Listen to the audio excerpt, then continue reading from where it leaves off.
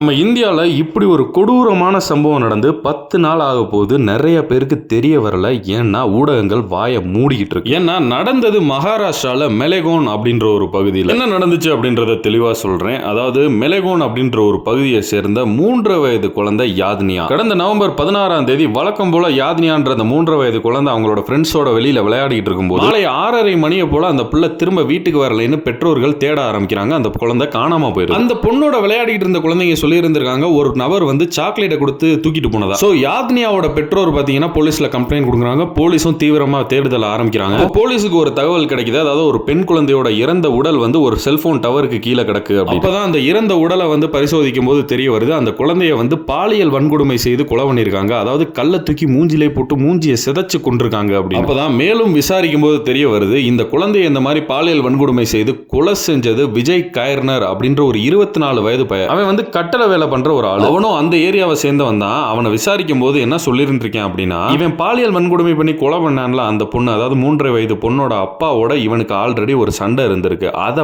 பழி வாங்குறதுக்காண்டி இந்த பொண்ணை இந்த மாதிரி பண்ணதா சொல்லியிருக்கேன். இப்படி ஒரு கொடூரமான செயலை செஞ்ச இவனுக்கு அதிகபட்ச தண்டனையா மரண தண்டனை கொடுக்கணும் அப்படின்னு சொல்லி அந்த ஏரியா மக்களும் சரி மொத்த மகாராஷ்டிரா மக்களும் பாத்தீங்கன்னா ஜஸ்டிஸ் ஃபார் யாத்னியா அப்படின்னு சொல்லி ஒரு போராட்டத்தில் ஈடுபட்டு இருக்காங்க அரசாங்கத்துக்கு எதிராக. பாருங்க, இவ்வளவு பெரிய போராட்டம் மகாராஷ்டிரால போயிட்டு இருக்கு. நீங்க யாத்னியா நியூஸ் சொல்லி யூடியூப்ல போட்டு பாத்தீங்கன்னா நியூஸ் சேனல்ஸ் போட்ட நியூஸ்லாம் பெருசா முன்னாடி வர மாட்டேங்குது. இன்ஃப்ளூயன்சர்ஸ் போட்ட நியூஸ் தான். இதுல இருந்து என்ன தெரியுதுன்னா, நியூஸ் சேனல்ஸ் பெருசா அதை கவர் பண்ணல அப்படின்றது வெட்ட வெளிச்சமா தெரியுது.